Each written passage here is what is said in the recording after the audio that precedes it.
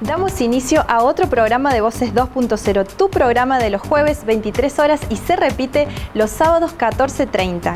Agradecemos al Hotel Irigoyen por prestarnos sus instalaciones. Vamos a dar inicio con una nota que le hicimos a una eminencia de la Universidad Nacional de Córdoba, el doctor César Aranega. Él fue profesor de anatomía, secretario general de la Universidad Nacional de Córdoba y decano de la Facultad de Ciencias Médicas. Estudié el secundario en la ciudad de Villa de Dolores, en la Escuela Normal Nacional Dalmacio Vélez Arfiel, que tenía la doble función para formar bachilleres y magisterios. Yo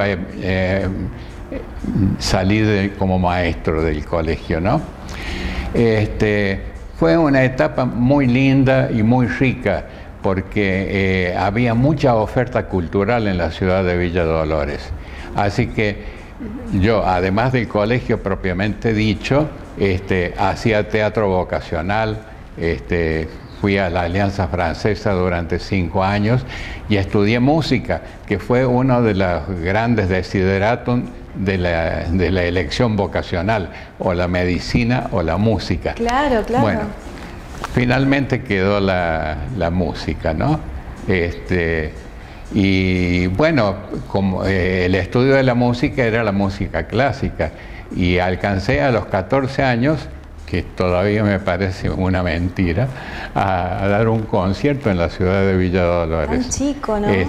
Por presión de mi profesora, que era una eximia música, era soprano.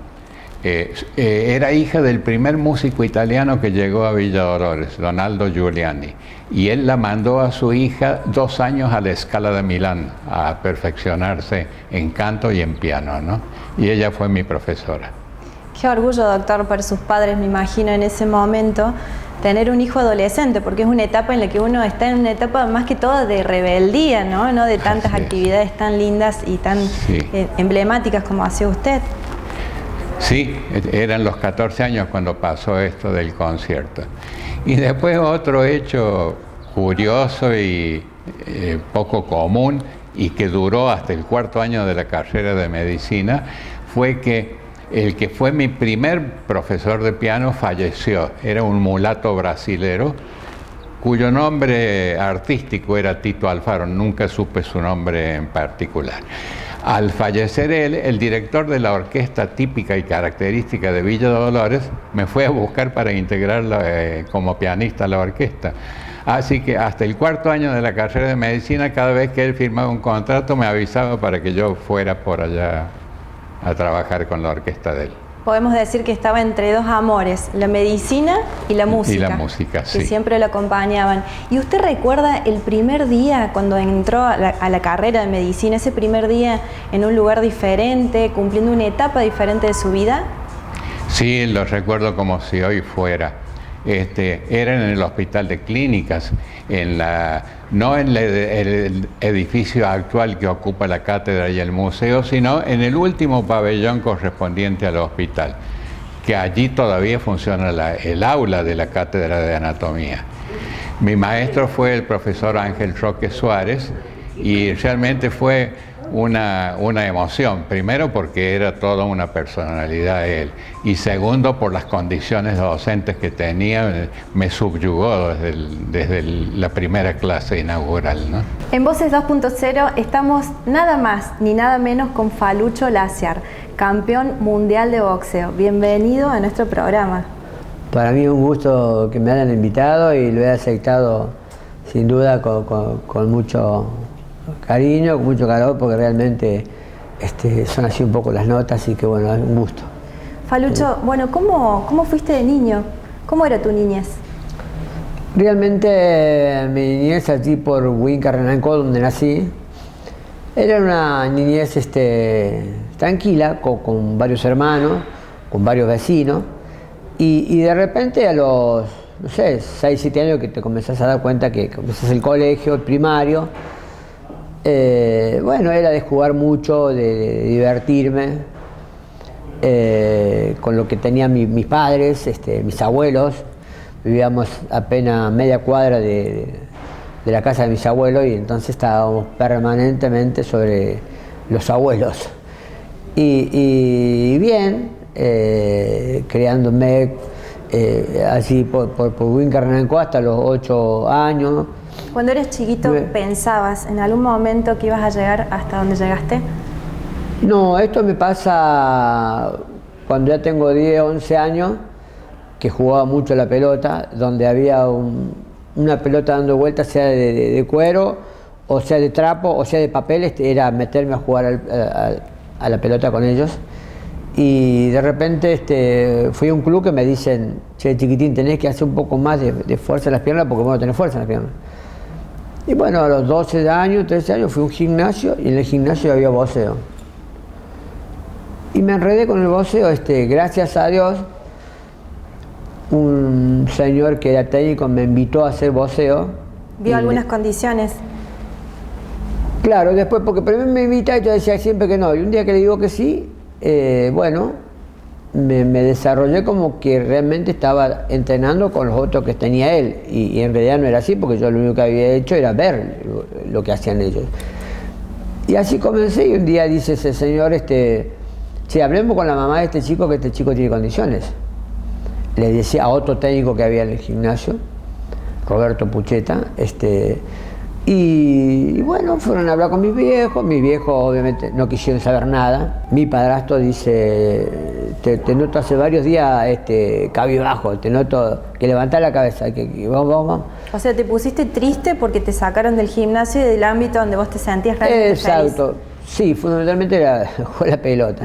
Claro. Y bueno, y después mi padrastro habló con mi madre y bueno, y arreglaron y empecé nuevamente a jugar y con el boxeo.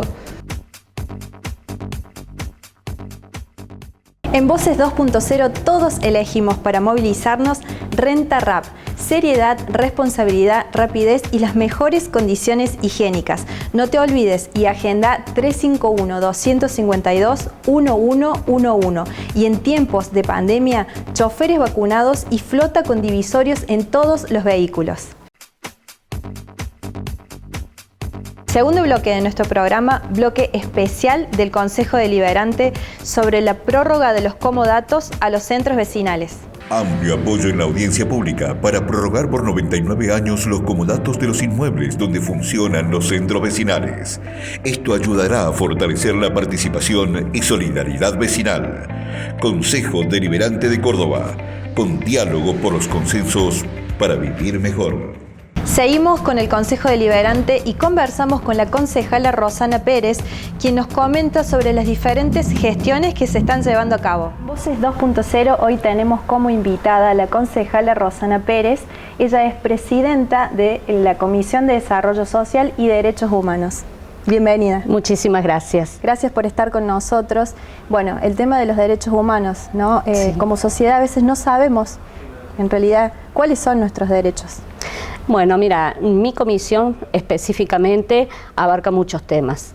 Como bien decías vos, soy presidente de una comisión que, por un lado, abarca lo que es desarrollo social y, por el otro, todo lo que son derechos humanos.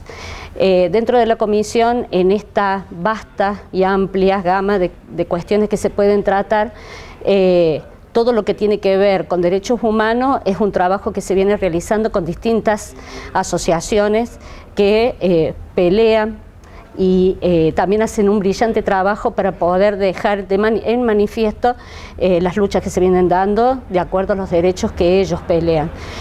Nosotros, dentro de lo que es la comisión, hemos tenido la posibilidad de poder hablar sobre el tema de la trata. Hemos tenido posibilidades de hablar sobre el trabajo infantil.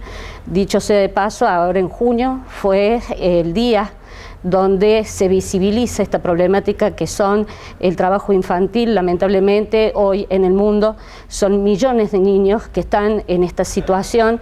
Entonces nosotros, como legisladores de la ciudad, tenemos la obligación de poner de manifiesto estas situaciones y trabajar por ello. Así que el Consejo Deliberante, a través del viceintendente Daniel Pacerini, pudimos hacer un conservatorio, invitar a algunas instituciones para poder hablar sobre esta problemática, visibilizarla sobre todo, porque no solamente el trabajo infantil trata de lo que vemos en las urbes, que es el chico que limpia el vidrio, el chico que junta los cartones, el chico que trabaja haciendo ladrillos, acompañando a sus padres, porque lamentablemente la situación económica hace que la familia completa trabaje, sino que hay otros que también, y son los peores, como por ejemplo la prostitución infantil, como por ejemplo la esclavitud, y también aquellos trabajos ilícitos que les hacen hacer a los niños y los exponen de sobremanera en una cuestión de seguridad, de salud y un desarrollo integral que lamentablemente se ve devastado con estas situaciones. Hemos trabajado con la mesa afrocordobesa, que fue para mí todo un tema, porque ellos cuando me vinieron a ver querían visibilizar que han sido parte de esta sociedad y que también fueron parte de la creación de la misma, porque nosotros cuando hablamos de las diferentes obras que se ven en la manzana jesuítica, por ejemplo, nosotros tenemos una visión de que fueron los criollos, los indios, los jesuitas que vinieron, pero también hubieron esclavos que llegaron a nuestra ciudad en aquella época y poco se habla de eso. Firmé un papel para pelear ya y bueno, en eso mi mamá no quiso, pero sí mi viejo me lo firmó y empecé a pelear. ¿Cuántos años tenías ahí? 13 años. Muy chiquito. 13 años. Claro que en otros lugares del mundo pueden comenzar a los 8 o 9 años. Claro. Aquí en nuestro país recién el año pasado, o hace 2 años, la Federación Argentina de Voz permitió a chicos de 10 años que comiencen el trabajo, no pelear, sino el trabajo de lo que es el voceo. Antes esto no existía. Y entonces, bueno, empezamos en aquel entonces de esta manera, jugando, y se dio la primera pelea y gracias a Dios anduve muy bien. Gané ante el límite, era un chico que tenía un montón de peleas. Mi primera pelea de aficionado que fue a los 14, 15 años. Viví un tiempo en un pueblito que se llama Falucho, La Pampa. Viví un tiempo. Mucha gente asocia eso con el hecho de que me llaman Falucho. ¿Por qué te dicen Y ellos Falucho? dicen, no, dice mi abuela que yo era muy parecido al negrito San Martín, que quiso sacar, ayudar y fue, lo mataron obviamente, el héroe en aquel entonces. Y bueno, entonces esto fue lo que me dice mi abuela, que era parecido al negro de San Martín, a Falucho. Y después se asoció, dado que estuve 2 años viviendo, 3 años, en Falucho, en La Pampa, porque mi madre era de La Pampa, pero vivía en Huincarrenancó. Y bueno, entonces quedó un poco esto de esta manera.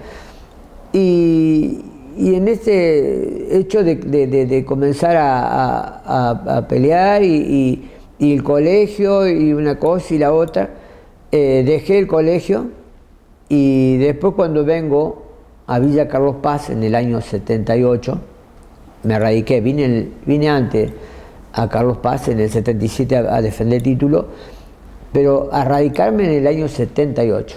Era campeón provincial, tenía como 23, 24 peleas invicto, venía dentro de todas las cosas bien parado. Estás en tu cima, podemos decirlo. Claro, y sucede que Giordano dice, vamos a buscar Falucho en poco tiempo, dado que tener el puesto número 1 del ranking argentino, pelear título argentino. Yo le digo, bueno. Y entonces en ese hecho que entrenaba y cada vez, 2 veces o 3 veces al día, me hacía los tiempos para ir al colegio y terminé el 7º grado en Villa Carlos Paz.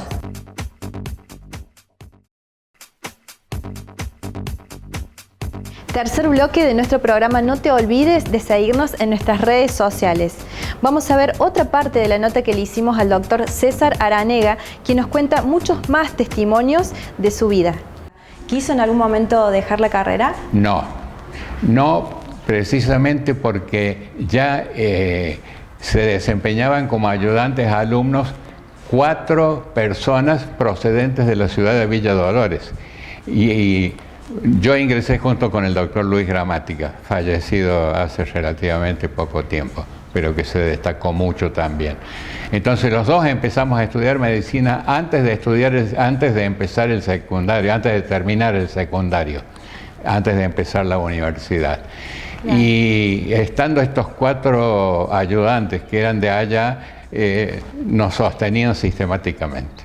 ¿Y cómo fue ese último día de clases, ese último examen que rindió en la facultad? Fue risueño, si es que lo puedo categorizar de alguna manera. Mi última materia fue clínica neurológica y el profesor era el doctor Alfredo Cáceres, que es el que nos había enseñado neuroanatomía en el primer año de la carrera. Entonces se sorteaban, había poca humanidad en el tratamiento de los pacientes, entonces era sala tal, cama tal. No se reconocía a la persona. Que era algo que se marcaba mucho en la medicina, ¿no?, de antes. Totalmente. Sí, que el paciente era como un número, podemos decir. Entonces, este profesor, la situación era de una señora joven, pero que había tenido un accidente cerebrovascular, tenía una hemiplegia, y la mayoría estábamos acostumbrados en las materias del ciclo clínico quirúrgico a estudiar al paciente con la problemática que tenía. Pero el profesor como tenía visos de anatomista de mucho tiempo, empezó a preguntar cuál era el origen de determinados síntomas que presentaba la paciente. Mis 4 primeros compañeros, éramos 5 los que rendíamos con la misma persona. No tocaron más la anatomía desde que pasaron el primer año. Y yo la enseñaba todos los años como ayudante alumno. Se encontraban en su salsa. Claro. Y no me dejó ni sentar y me dice pares craneales. Es un conjunto de nervios que están en la cabeza y en el cuello, que los otros compañeros no se acordaban porque no habían tocado más los textos de anatomía. Y yo se los recité uno tras otro. Y dice, bueno, terminó su examen, tiene 10 puntos. Uy, qué lindo momento. Y en ese momento, ¿cómo se festejaba? ¿Qué hacían? ¿Cómo? ¿Cómo se festejaba? ¿Cómo la culminación de una carrera? ¿Qué hacían? Bueno, yo me salvé de la ruptura de los huevos y la harina, ¿no? Porque este examen era en el Hospital Neuropsiquiátrico en Barrio General Paz. Sí. En el Clínicas era mucho más curioso y mucho más rimbombante, porque a los estudiantes varones que rendían la última materia, los compañeros los desnudaban íntegramente y los maniataban y lo tiraban en la vía del tranvía. Hasta que llegaba el tranvía y tenía que frenar porque si no se lo llevaba por delante, ¿no? En nuestro caso de desarrollo social, por ejemplo, tuvimos que buscar elementos que le dieran a la sociedad la posibilidad en ayudas concretas para poder salir de algunas situaciones que se habían presentado y que son nuevas. Por ejemplo, el tema de la herramienta que es la tecnología. Nosotros sabíamos que la tecnología antes de la pandemia era importante. El tema del internet, el uso de la computadora, era importante, pero sobre todo en una cuestión social. Después de la pandemia nos encontramos de que es una herramienta mucho más importante. Básica, podríamos decir. Totalmente, por el trabajo, por el estudio, por una cuestión de sociabilizar también, porque el encierro nos mató a todos. Entonces, esos eran los elementos básicos y necesarios. Y ahí es donde encontramos la gran brecha, que es la de la cual todos hablan. Pero nos encontramos que esa brecha se dividió en 2, porque estaba la imposibilidad del acceso a la materia prima, la computadora, la tablet, el celular, y la otra la brecha es quien tenía el elemento no sabía cómo usarlo. La falta de capacitación. Totalmente. De tener los conocimientos. Así es. Entonces, en base a esa problemática, nosotros diseñamos un proyecto de la cual soy autora y lo presenté en mi comisión, que se llama Menos Brecha, Más Comunidad, donde presentamos todo un programa para que el municipio lo ponga a disposición y obviamente el municipio tiene que terminar de armarlo dentro de las posibilidades que tiene, donde hablamos de la capacitación, hablamos de enseñar que a través del internet, a través de estas nuevas tecnologías, puede tener otras oportunidades. Y otro proyecto que se hizo fue el de Centro de Jubilado Virtual, que fue otra franja que estuvo muy castigada, porque era el flanco inmediato, los adultos mayores. Entonces el encierro... Que en su momento tenían talleres, ¿no? Talleres donde bailaban, cantaban. Bueno, eso se tuvo que cortar. Claro, lamentablemente se cortó. Claro. El aislamiento, como la edad indicaba de que eran los más la gente de mayor riesgo, entonces todo eso se cortó. Ya no existe. Entonces ese proyecto, ese programa era el de poder tener una plataforma virtual que les permitiera a los adultos mayores poder tomar sus clases a través de esa plataforma y poder saberla utilizar, enseñarle a utilizar, porque lo que se busca es poder acompañarlos, ayudarlos y contenerlos psicológicamente, físicamente. O sea, esas son las cosas nuevas que nos trajo la pandemia. Muchas gracias, concejala, por estar con nosotros. No, por favor, muchísimas gracias por la invitación. Falucho, este programa lo ve un público muy diverso, pero muchos jóvenes. ¿Algún mensaje para ellos que tienen un sueño como el tuyo, que bueno, con esta pandemia obviamente sea como, no sé si se puede cumplir al 100%, ¿qué le podés decir a todos ellos? En realidad se puede,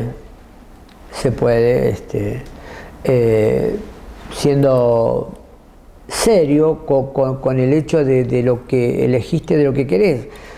Porque una cosa es hacer un deporte recreativo, un deporte para divertirme, para pasarlo con los amigos, y otra cosa es hacer un deporte que es competitivo, que es un deporte que hay clasificación y que quiero llegar a lograr alguna meta. Entonces para eso, bueno, hay que cuidarse, hay que dormir las horas que tenemos que dormir. Es preferible decir que no antes de decir que sí, pero que iba a decir que sí, me voy a divertir, me pasa bien. Sí, pero hay momentos para cada cosa. Y yo creo que cualquier chico que pretenda, en el deporte que sea, sin número de baches de alturas, hay que cuidarse. Y después que divertirte, siempre tenés tiempo para divertirte, joven, de no tan joven, grande, siempre hay tiempo para divertirte. Entonces, si entrenamos, si hacemos caso al técnico o de repente al hombre que está cerca a mí o a mi padre que le gusta lo que hago y a mí también, entonces creo que se hace un poco más llevadero. Y siempre se puede. Estoy convencido que como me ha tocado a mí un pueblo tan chiquito como es Huincarranancó, que hoy es ciudad, pero de cualquier modo es una ciudad pequeña, de Córdoba, salió un deportista que logró, más allá de los campeonatos del mundo, ser 3 veces Olimpia de oro, que no lo ha ganado ningún deportista. Y deportes son 64 deportes, y dentro de esto, que tiene reconocido el Círculo de Periodistas Deportivos de Capital Federal, 66 deportes. No logró ninguno, que ya va a cumplir 100 años de entrega de los Olimpias, 3 Olimpias de oro consecutivos. Lo ha logrado Guillermo Vila, alternados. Después ningún otro deportista, y tiene marcados 66 deportes, en la cual premian el Círculo de Periodistas Deportivos de Capital Federal. Muchas gracias, Falucho, por estar con nosotros. La verdad, un placer. Otro placer que tengo en este programa, así que gracias. No, el agradecido soy yo a ustedes, al equipo, y estoy chocho de haber asistido a dialogar con ustedes. Muchas, pero muchísimas gracias. Y seguramente tu mensaje va a llegar a muchos jóvenes, así que gracias, Falucho, por estar con nosotros. Gracias a ustedes, muchas gracias. Damos por finalizado otro programa más de Voces 2.0. Agradecemos a todos nuestros invitados, a ustedes y por supuesto al Hotel Irigoyen 111. No te olvides de seguirnos en nuestras redes sociales. Nos podés ver los jueves 23 horas y se repite los sábados 14:30. Hasta la próxima.